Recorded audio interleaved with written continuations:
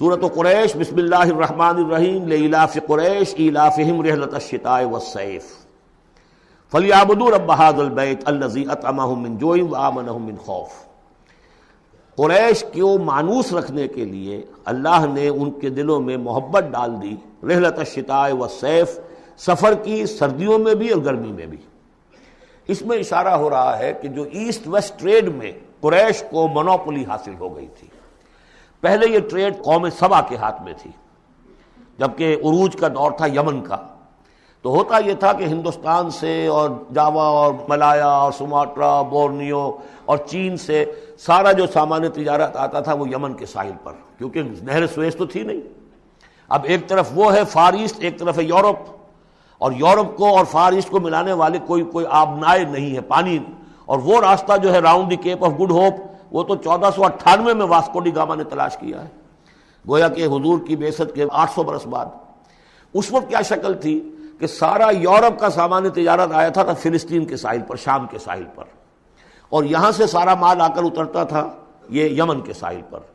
تو کچھ عرصے پہلے تک، تو کوئی 150-200 برس پہلے تک حضور سے یہ ساری تجارت یمنیوں کے ہاتھ میں تھی۔ یمنی قافلے لے کر چلتے تھے، یہاں سے اس مال کو لے گئے وہ شام تک، پھر وہاں سے مال لے آئے، اور یہ ایک طرح سے گویا کہ ایسٹ اینڈ ویسٹ جو ٹریڈ تھی اس میں انہیں کی پوزیشن حاصل تھی۔ پھر جب سیل العرم آیا ہے، ان پر سیلاب آیا ہے، وہ تباہ و برباد ہو گئے، تو پھر یہی ایسٹ ویسٹ ٹریڈ جو ہے یہ قریش کے ہاتھ میں آ گئی، اور ان کو خاص طور پر پروٹیکشن یہ حاصل تھی کہ چونکہ یہ خانہ کعبہ کے متولی تھے اور وہاں تمام قبیلوں کے بت رکھے ہوئے تھے، گویا کہ سب کے خدا ہاسٹیج تھے ان کے پاس، لہذا ان کے قافلے پر کوئی حملہ نہیں کر سکتا تھا، کسی اور کا قافلہ بچ کے جا نہیں سکتا۔ اس قافلے کو لوٹتے تھے بدو، اور اس کو جو ہے کوئی حفاظت نہیں ہوتی تھی، لیکن قریش کا قافلہ بدو دور رہتے تھے کہ یہ تو خانہ کعبہ کے متولی ہیں، اور اگر ہم نے ان کا قافلہ لوٹا یہ ہمارا بت اٹھا کے پھینک دیں گے باہر وہ خانہ کعبہ سے۔ اس لیے انہیں اس خانہ کعبہ کی وجہ سے وہ پوزیشن حاصل ہوئی کہ انہیں تونگری اور دولت مندی حاصل ہو گئی، اور پھر یہ ایسا کرتے تھے، سردیوں کے زمانے میں یہ اپنا چکر لگاتے تھے یمن کا، اور گرمیوں کے زمانے میں جاتے تھے شام کی طرف، فلسطین کی طرف، کیونکہ وہ گرم علاقہ ہے تو وہ سردیوں میں، اور یہ چونکہ زیادہ ٹھنڈا علاقہ تھا وہ گرمیوں میں۔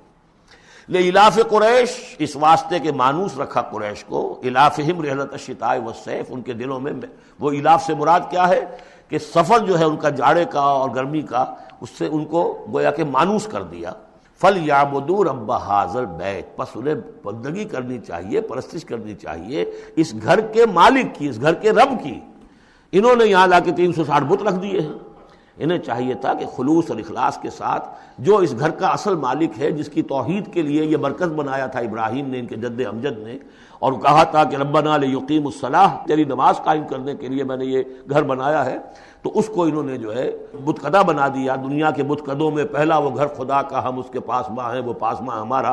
تو کرنا یہ چاہیے تھا الذی اطعمہم من جوع، جس نے کہ انہیں طعام پہنچایا اور بھوک سے نجات دی، انہیں غذا دی، انہیں دولت دی، وآمنہم من خوف، اور ان کو امن دے دیا ہے خوف سے کہ ان کے قافلوں کے اوپر کسی حملے کا خوف اور اندیشہ نہیں ہوتا۔